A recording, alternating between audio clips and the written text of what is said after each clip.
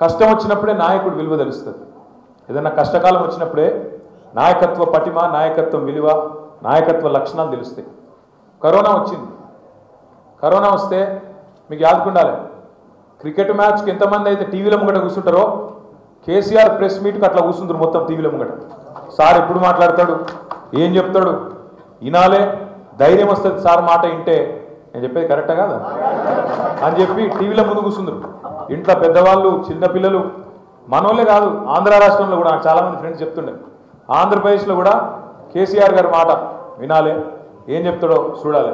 ఎందుకు చెప్తున్నా కరోనా కాలం గురించి అంటే, కరోనా అప్పుడే మాకు కూడా ఒక విషయం తెలిసింది. కరోనా అప్పుడే లెక్కలు తీస్తున్నాం.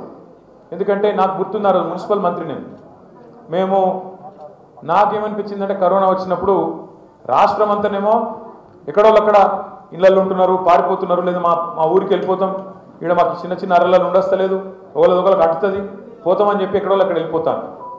ఇక ఇక్కడ హైదరాబాద్లో మీకు తెలుసు పెద్ద పెద్ద బిల్డింగులు, ఆకాశాన్ని అంటే బిల్డింగులు, ఇక్కడ పడే రోడ్లు, ఇట్లా పనిచేసే కార్మికులు ఉంటారు.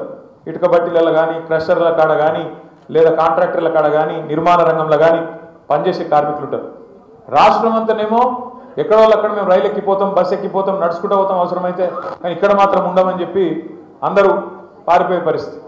అప్పుడు కేసీఆర్ గారు పిలిచి మాకు చెప్పింది, మన రాష్ట్రంలో దాదాపు 35 లక్షల మంది, ఒకరు కాదు ఇద్దరు కాదు, 35 లక్షల మంది కార్మికులు దేశంలోని వివిధ ప్రాంతాలకు వెళ్ళి వచ్చి ఇక్కడ పనిచేస్తున్న వాళ్ళు ఉన్నారు.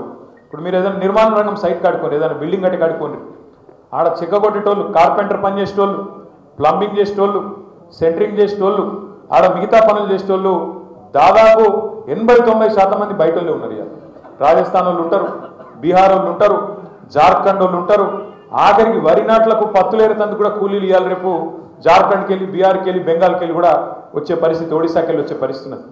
ఇటుక బట్టలు కట్టుకోతే ఇటుక బట్టల కార్మికులు కూడా ఒరిస్సా వాళ్ళు చాలా మంది ఉంటారు. నువ్వు ఇక్కడ ఏదన్నా హోటల్కి పోతే అలా సప్లై చేసే పిల్లగాళ్ళు కార్మికులు ఎవరైతే ఉంటారో ఎక్కువ మేరకు ఒడిస్సా, జార్ఖండ్ ఆ ప్రాంత పిల్లలు ఎక్కువ ఉన్నారు. ఇట్లా మొత్తం లెక్కలు తీసినాం, 35 లక్షల మంది వెళ్ళింది. ఒక మనిషి, ఒక ముఖ్యమంత్రికి నా రాష్ట్రం వాళ్ళు కాదు, నాకు ఓట్లు వేసేటోళ్ళు కాదని తెలుసు ఆయన. నా రాష్ట్రం వాళ్ళు కాదు, నాకు ఓట్లు వేసేటోళ్ళు కాదని తెలుసు. కానీ మనసున్న ముఖ్యమంత్రి కాబట్టి, కార్మిక పక్షపాతి కాబట్టి ఆ రోజు కేసీఆర్ గారు ఒక మాట అన్నారు, మీకు యాదుకుండాలి, టీవీలలో ఉంటే చూడొచ్చు. ఏమన్నాడు ఆ రోజు? వీళ్ళు కార్మికులు కాదు, మా రాష్ట్ర డెవలప్మెంట్లో భాగస్వాములు, పార్ట్నర్స్ అన్న ఒకే ఒక్క ముఖ్యమంత్రి కేసీఆర్. అంటే కార్మికుల గురించి నాయకుడికి ఉండే సోయి, ఆలోచన, మీ కష్టం గురించి ఆయన గుండెల్లో ఉండే ఆర్తి, ప్రేమ, అది ఉంటే నిర్ణయాలు అవుతాయి. సీనన్న చెప్పినట్టు, మనోళ్ళు చెప్పినట్టు అవుతాయి. ఎప్పుడైతే కార్మికుడు కష్టం తెలిసినోడైతే అవుతాయి.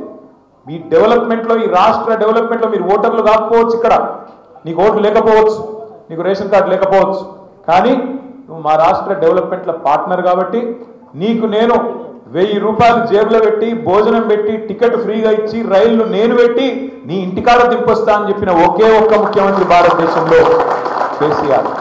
ఒక గది కేసీఆర్ నాయకత్వం అంటే, ఒక గది కేసీఆర్కు కార్మికుల పట్ల ఉన్న ప్రేమ అంటే.